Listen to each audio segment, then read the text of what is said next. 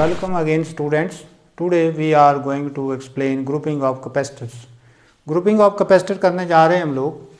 तो इसमें हम क्या करते हैं कि ग्रुपिंग ऑफ कैपेसिटर दो प्रकार की होती है। या तो हम कैपेसिटर को सीरीज़ में ग्रुप करते हैं या हम उसको पैरेलल में ग्रुप करते हैं। तो लिखेंगे कैपेसिटर्स आर grouped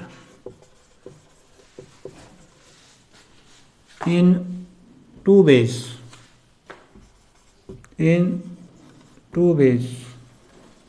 कौन कौन से हैं? Number 1 grouping of capacitors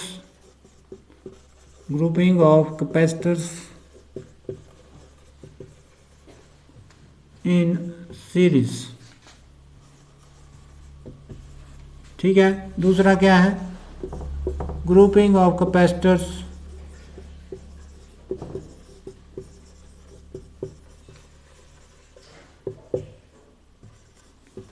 in parallel. अब हम करने जा रहे हैं grouping of capacitors in series. दो प्रकार की ग्रुपिंग हुई, एक grouping of capacitors in series and grouping of capacitor in parallel. तो पहले हम करने जा रहे हैं grouping of capacitors in series.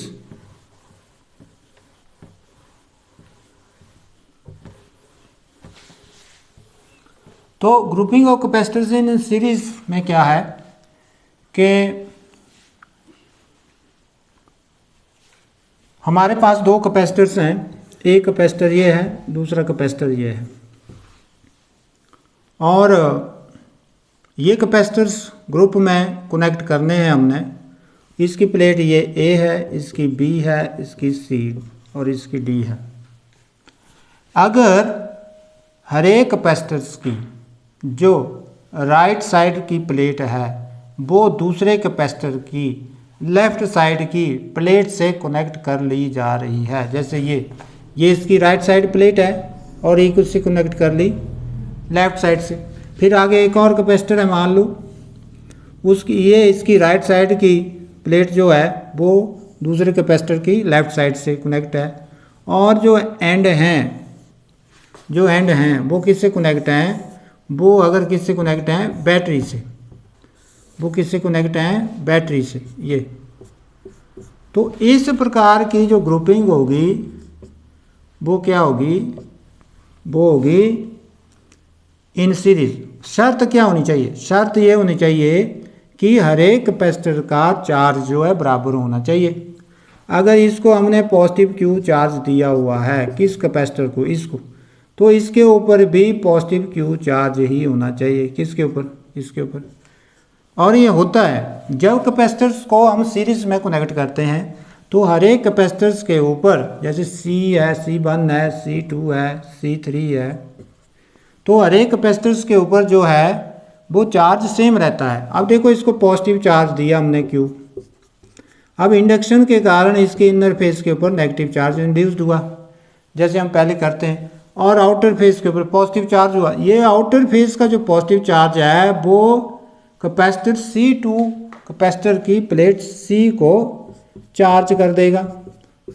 क्या कर देगा? पॉजिटिवली चार्ज कर देगा। और जब ये पॉजिटिवली चार्ज होगा तो इंडक्शन के कारण जो प्लेट D होगी उसका इनर फेस जो है वो नेगेटिवली चार्ज होगा। अंडरस्टैंड? और जो इसका आउटर फेस जो पॉजिटिवली चार्ज है वो प्लेट E से कनेक्ट हो जाएगा, क्योंकि E कनेक्ट है तो ये भी पॉजिटिवली चार्ज हो गया। अंडरस्टैंड? यहाँ पॉजिटिवली चार्ज आ गया और ये नेगेटिव। अंडरस्टैंड? तो इस ढंग से ये पॉजिटिव चार्ज जो है अब कहाँ जाएगा? ये नेगेटिव एंड में चला जाएगा। तो इस ढंग से हमारा ये कैपेसिटर्स जो है वो क्या हो गया? वो सीरीज में कनेक्ट हो गए। पर शर्त क्या है? शर्त ये है कि ये क्या है? सीरीज में रहे। क्या रहे? सीरीज में रहे। मीन सीरीज में रहने के लिए क्या होना चाहिए? हर एक कैपेसिटर के ऊपर चार्ज क्या होना चाहिए? सेम होना चाहिए। आ रही बात समझ में? तो हम इसमें क्या करेंगे? इसमें लिखेंगे कंसीडर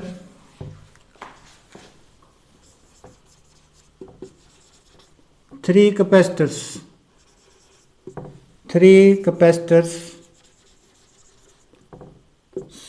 of capacitances कौन कौन से हैं, C1, C2, C3 are connected in series in such a way that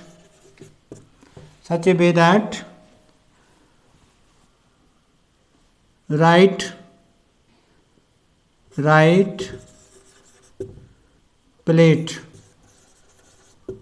of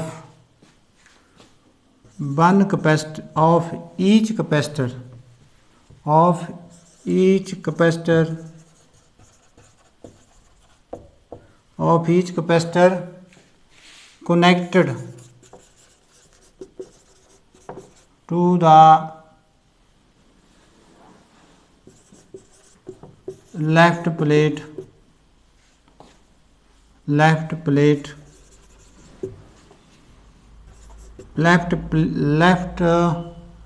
plate of other capacitor and charge on each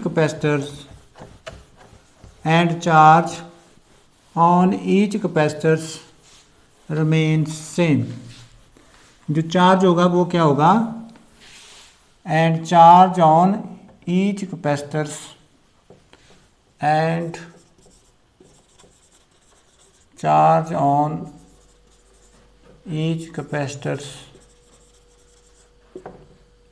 remain same। हर एक के ऊपर चार्ज जो है वो क्या रहेगा, सेम रहेगा। Understand. Let Q is the charge given to the capacitor C1, then due to induction charge on capacitors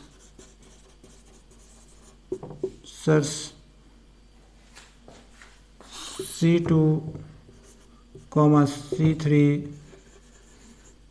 will also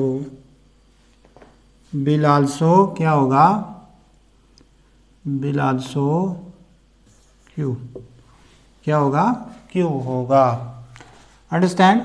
तो अब इसके ऊपर भी क्या होगा, if B1, B2, B3 be the potential difference across किसके, C1, C2, C3, then total potential जो होगा वो कैपेसिटर का, वो ना टोटल पोटेंशियल जो होगा वो सभी कैपेसिटर्स का, वो algebraic sum of potentials of individuals capacitors. तो वो किसके बराबर होना, टोटल पोटेंशियल कितना है, बी आपने अप्लाई किया है और हर एक का हमने माना है कि इसका B1 है और इसका भी क्या है, B2 है और इसका क्या है, B3 है। चार्ज सेम है तो इसलिए हमारे पास क्या है, B is equal to B1 plus B2 plus B3। No this is question number 1, but charge जो है वो सेम है, इसलिए अब हम B1 की वैल्यू निकालेंगे। B1 is equal to, charge same है, अब आपने एक्सप्रेशन पढ़ी हुई है, that is Q is equal to CB। अब हमें चाहिए B, तो क्या हो गया, Q अपॉन C।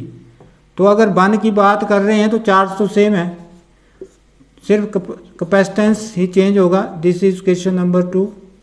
और B2 क्या है, Q upon C2, this is question number 3। और B3 क्या हुआ, Q upon C3, this is question number 4 using 2, 3, 4 इन किस में, 1 में यूज़ करेंगे तो हमारे पास क्या आया, B is equal to Q upon C1 plus Q upon C2 plus Q upon C3। Now this is question number 5, ये 5 आई। अब हमारे पास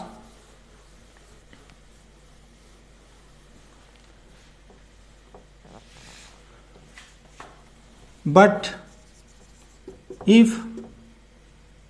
C is the equivalent, equivalent का मतलब total, if C is the equivalent capacitance of series combination, then B किसके बराबर होगा, B होगा Q upon C। This is question number 6। देखो अब B की भी वैल्यू चाहिए ना, तो B तो टोटल है, B कितना है, टोटल है, और चार्ज जो है वो सारा एक जैसा है सर्किट में, यहाँ भी Q, यहाँ भी Q, यहाँ से भी Q गया है, तो हमारा B क्या हुआ, Q अपॉन C। अब B Q अपॉन C यहाँ कहाँ पुट करेंगे, क्वेश्चन नंबर 5 में। तो using question 6 in 5, using question 6 in 5 B है but Q upon C is equal to Q upon C1 plus Q upon C2 plus Q upon C3।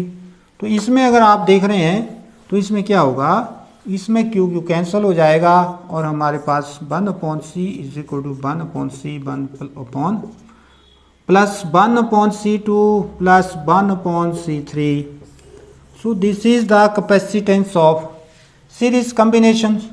तो series combinations में capacitance जो है वो resultant capacitance जो है वो कम होता है किससे, एक इंडिविजुअल कैपेसिटर के कैपेसिटेंस से, हर एक अकेले कैपेसिटर के कैपेसिटेंस से टोटल कैपेसिटेंस सीरीज कॉम्बिनेशन का कम होता है, याद रखना आपने।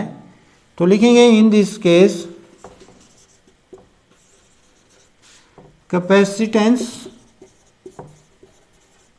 of series combination is less than the capacitance of individual capacitance of capacitors, या capacitance of individual capacitors less than, यहाँ ये पहले लिख दिया है, less than the capacitance of individual capacitor. In this case capacitance of series combination is less than capacitance of individual capacitors. Understand. तो यहाँ सारी कॉम्बिनेशंस का कैपेसिटेंस हर एक कैपेसिटर्स, एक कैपेसिटर के कैपेसिटेंस से कम होगा। तो यहाँ लिख सकते हैं so reciprocal of the equivalent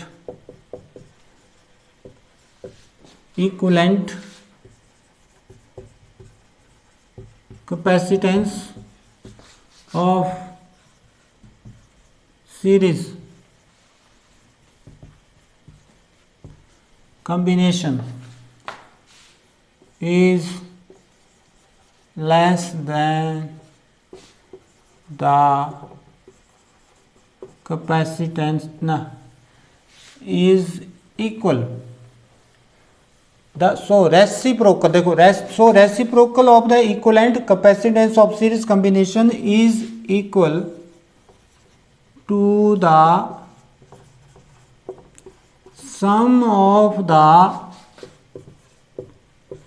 reciprocal of the capacitances of individual capacitors of combinations.